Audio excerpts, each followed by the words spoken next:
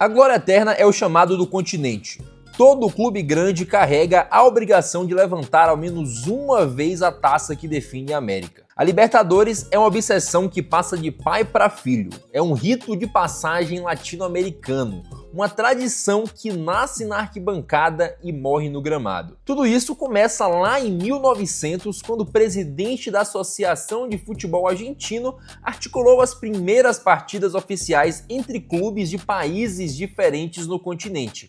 Nesse período nasceram taças disputadas entre os campeões de Argentina e Uruguai, algo ainda muito longe da competição gigantesca que a gente conhece hoje. Mas para entender de onde isso vem, é preciso voltar a 1948, o ano em que o continente ensaiou a sua primeira tentativa de unificação futebolística com o Campeonato Sul-Americano de Campeões realizado em Santiago, no Chile. Aquele torneio foi disputado pelos campeões nacionais de Argentina, Bolívia, Uruguai, Chile, Equador, Peru e Brasil, que foi representado pelo Vasco. Ele foi o primeiro protótipo do que viria a ser a Libertadores, e quem levantou a taça naquele ano foi justamente o Vasco. O campeonato, por incrível que pareça, não virou uma tradição anual, e esse plano ficou adormecido por 10 anos, até que em 1958 a ideia voltou a ser discutida. O dirigente da Associação Chilena e o representante do Colo-Colo entendiam que a América do Sul precisava de um equivalente à Taça dos Campeões da Europa, que foi criada em 1955, e se colocaram como articuladores do projeto. Enquanto isso, João Avelange, o presidente da Confederação Brasileira de Desportos, começou a se mover politicamente. E nesse mesmo ano ele foi até a Europa anunciar essa ideia, propondo a Copa dos Campeões da América inspirada na Taça Europeia. Foi também nesse momento que surgiu um plano de duelo entre os campeões da América do Sul e da Europa, em um jogo para definir quem seria o melhor time do mundo, e isso foi a semente do futuro Mundial de Clubes. E finalmente, em agosto de 1959, em Caracas, a Confederação Sul-Americana de Futebol aprovou oficialmente a competição, com 8 votos a favor e apenas um contra, que foi do Uruguai. E pouco tempo depois veio o nome Copa Libertadores da América, uma homenagem aos heróis das independências latinas como Simón Bolívar, José de San Martín e Antônio José de Sucre. A escolha desse nome deu ao campeonato uma identidade latino-americana de resistência, algo que soa quase como uma evocação da liberdade. E até hoje, a Libertadores ela carrega o peso muito forte na sua nomenclatura, que é algo que nenhum outro campeonato tem. Eles são sempre Liga dos Campeões da Europa, ou da Ásia, ou da África, ou de onde quer que seja. É tudo muito genérico. A Libertadores ela tem muita identidade e nenhum outro campeonato continental tem tanto. A competição já estava viva, mas era ainda algo muito diferente do que a gente conhece hoje. A década de 1960 foi responsável por começar o processo que transformaria a Libertadores em um fenômeno cultural. A primeira edição, lá em 1960, foi exclusiva para os campeões nacionais. Bahia, Jorge Wilstermann, Milionários, Olímpia, Peñarol, São Lourenço e Universidade de Chile foram os pioneiros desse sonho. E no começo, o nome que se sobrepôs a todos os outros foi o Peñarol. A primeira partida da história da Libertadores foi um sonoro 7-1 do Peñarol no Jorge Wilstermann da Bolívia. Nessa mesma partida, Alberto Spencer, que foi o maior artilheiro da Libertadores por décadas, marcou seus primeiros 3 gols. O Peñarol foi a primeira grande potência do continente, venceu a primeira Libertadores, foi campeão mundial e levou o Uruguai ao topo do futebol mundial de clubes. Na final de seu segundo título, o Peñarol superou o lendário Palmeiras de Djalma Santos, que era comandado por Oswaldo Brandão. Esse time era conhecido pelo respeito que tinha dos rivais, e a FIFA posteriormente o reconheceria como o segundo melhor time do século XX, atrás apenas do Real Madrid. Mas a rota deles cruzou com um fenômeno, o Santos de Pelé. E em 1962, a terceira edição marcou a primeira fase de grupos da história e uma final bastante histórica, decidida apenas no terceiro jogo. O Peñarol venceu o primeiro, o Santos venceu o segundo, e no desempate, Pelé e Coutinho deram um show no Monumental de Núñez e impediram o tricampeonato dos uruguaios. Para muita gente, esse Santos foi o melhor time brasileiro da história, ou ao menos o melhor time brasileiro do século. Ele venceu 2 Libertadores e 2 Mundiais em sequência. Como a Libertadores foi criada para reunir os melhores da América, era inevitável que não tivesse a marca do Santos de Pelé, que dominou o continente com uma técnica e com um improviso que quem não era brasileiro não conseguia acompanhar, e o segundo título ainda foi em cima do Boca Juniors em plena Bombonera. E como vocês devem imaginar, desde os primórdios, ganhar do Boca jogando lá é um feito para poucos clubes. E até 1967, a Argentina era um reduto de 5 grandes clubes: Boca, River, Independiente, Racing e San Lorenzo. Mas foi então que da cidade de La Plata surgiu o Estudiantes, que até então era um clube bastante modesto. E eles apareceram com uma defesa sólida e bolas paradas treinadas à exaustão, e o que hoje nós vemos em clubes de ponta, o Estudiantes já fazia na década de 60. Foi nessa época também que o jogo da Libertadores ficou mais duro e hostil e começou a se tornar aquela guerra psicológica que nós conhecemos. O Estudiantes estreou na Libertadores em 1968 e logo no primeiro ano deram início a uma das maiores façanhas da competição, o primeiro tricampeonato consecutivo da história. E isso era um aviso do que viria na década seguinte. A década de 70 foi uma década de muita dor na América Latina. Foram golpes militares, ditaduras, crises econômicas e tensões que atravessavam os países da América do Sul, e a Libertadores inevitavelmente absorveu tudo isso. Ela se tornou um campeonato impossível de prever. Era violento, intenso, mas ao mesmo tempo também era brilhante. Se os anos 60 formaram a identidade da Libertadores, os anos 70 criaram a mística. Jogar fora de casa sempre era uma guerra. Havia pressão policial, torcidas violentas e os estádios sempre estavam superlotados. Em 1970, o Estudiantes voltou a vencer a Libertadores mais uma vez com aquela mentalidade militar que os levou até o topo. O Estudiantes controlava o emocional do rival de uma forma muito intensa e isso deixou um legado para o futebol argentino. Os anos 70 foram a primeira era de um domínio total de um só país. A Argentina tomou conta do continente e, com exceção de 3 temporadas, a década foi inteiramente albiceleste. Se existe uma década que explica por que o Independiente é chamado de Rei de Copas, essa é a de 70. Entre 72 e 75, eles conquistaram 4 Libertadores seguidas, um feito que ninguém jamais repetiu. E do seu total de 7 títulos, 5 foram conquistados pelo gênio Ricardo Bottini, que até hoje é considerado como um dos maiores camisas 10 que a Argentina já produziu. É importante ressaltar que entre 64 e 75, nenhum clube brasileiro levantou a taça.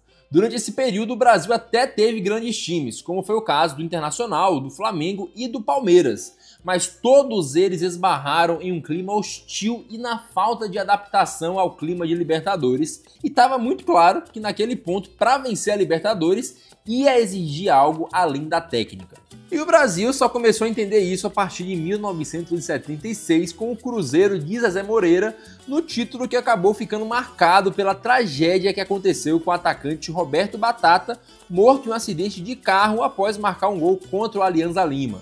O elenco prestou uma homenagem ao companheiro após a final contra o River em uma das cenas mais emocionantes da história da Libertadores. O final da década de 70 também foi quando o Boca Juniors venceu a Libertadores pela primeira vez e se colocou no folclore da competição, mas a gente volta no Boca um pouco mais tarde. Finalmente, a década de 70 se encerrou com o primeiro título da história que não ficou entre Brasil, Argentina e Uruguai. O Olímpia do Paraguai mostrou que o continente inteiro queria e podia vencer a Libertadores. A década de 80 começou com o Nacional reafirmando seu peso no continente. Era um time forte, defensivo e que no Mundial de Clubes superou o Nottingham Forest, que era o atual bicampeão europeu. O Nacional ainda voltaria a ser campeão em 88. O Peñarol também se impôs novamente, vencendo 2 Libertadores, incluindo o título de 82, que foi conquistado por um elenco que até hoje é considerado como um dos maiores da história do clube. Ao todo, os uruguaios levaram 4 Libertadores e 2 Mundiais na década, e essa foi uma era marcada por Peñarol e Nacional, que formavam a dupla mais temida do continente. Mas nos anos 80 também foi quando o futebol brasileiro de clubes começou a ganhar mais destaque no continente. O Flamengo de Zico, Júnior, Leandro e comandado por Carpegiani foi o campeão de 81 e 2 anos depois o Grêmio de Renato Gaúcho conquistou o seu primeiro título e os dois foram campeões do mundo fora do Brasil. A primeira década verdadeiramente brasileira foram os anos 90. O São Paulo de Tele Santana se tornou um dos times mais influentes do futebol continental nessa época, e o PVC escreveu na Escola Brasileira de Futebol que Tele não tinha um time ofensivo ou defensivo. Ele tinha um time que entendia o jogo, que lia cada situação e que se adaptava ao que o momento pedia, e por isso foi tão vencedor. O tricolor foi campeão da Libertadores e do Mundial em 92 e 93, o que era uma sequência rara e marcou muito a identidade do futebol brasileiro no continente. Os anos 90 foram de bastante alternância, sem nenhuma hegemonia muito longa. Cruzeiro, Vasco e Palmeiras fecharam a década com títulos importantes. E nesse período, Palinha foi um personagem central, vencendo 2 Libertadores e 2 Mundiais pelo São Paulo, além de ser protagonista com o Cruzeiro em 97. Já o Vasco de Juninho Pernambucano foi o campeão de 1998. E em 99, o Palmeiras seguiu um roteiro dramático, com 2 decisões nos pênaltis contra o Corinthians e contra o Deportivo Cali. Nos anos 2000, a Libertadores se tornou também um espetáculo, com transmissões globais, estrelas internacionais e clubes que começaram a montar seus elencos especificamente para vencer o torneio. Foi quando também que a Libertadores descobriu o peso da palavra dinastia. Foi quando a palavra impossível ganhou o nome, sobrenome e hino próprio. A virada do século trouxe uma nova força continental, o Boca Juniors de Carlos Bianchi. Esse time era guiado por Riquelme e Palermo, então o Boca transformou a Libertadores em sua casa. Era definitivamente o pior time do mundo para se enfrentar. Entre 2000 e 2007, o clube chegou a 6 finais e venceu 4. Nesse período, a Bombonera se transformou em um dos cenários mais intimidadores da história do futebol. Depois, o Brasil voltou a crescer. O São Paulo retornou ao topo em 2005 com um time forte e experiente.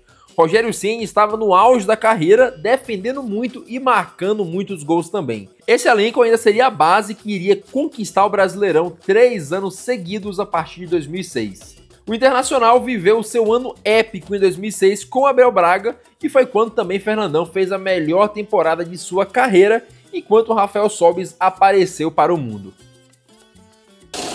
A partir de 2010, o Brasil tomou o controle definitivo da competição e só não ficou com o título em 4 oportunidades desde então. Em 2010, o Inter venceu o Chivas de Guadalajara na final com um ano iluminado de D'Alessandro. Em 2011, o Santos se reencontrou com o Peñarol em uma final de Libertadores e venceu novamente, dessa vez com os meninos da Vila, comandados por Neymar e Paulo Henrique Ganso. Em 2012, o Corinthians chegou invicto e manteve essa invencibilidade até levantar a taça. Esse time foi perfeito na Libertadores. Sem nenhum desespero, buscaram um empate na Bombonera contra o Boca e venceram em casa com 2 gols de Emerson Sheik. Em 2013, o Galo fechou o ciclo de vitórias brasileiras com a Libertadores do Milagre. Vitor saiu como grande herói, pegou o pênalti, fez defesa nos últimos lances da partida e com Ronaldinho deu a primeira Libertadores da história do Galo. Em 2014, o São Lourenço foi campeão com a bênção do Papa Francisco e em 2018 aconteceu a final entre River e Boca disputada no Santiago Bernabéu com o título do River Plate. E desde 2019, com a final em jogo único, os brasileiros venceram todas as edições.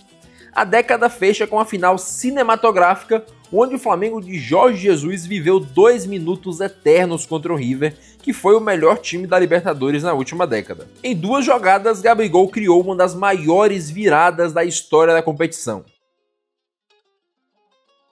Depois da apoteose de 2019, em 2020 a realidade foi outra.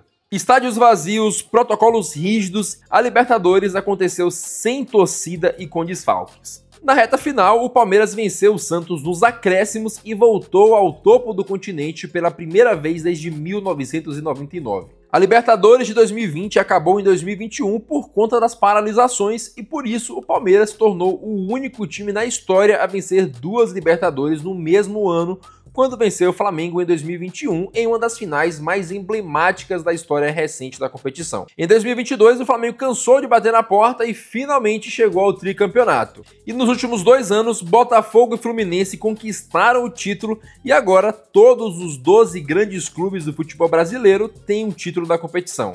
E hoje, após décadas de equilíbrio, o Brasil chega a um feito histórico.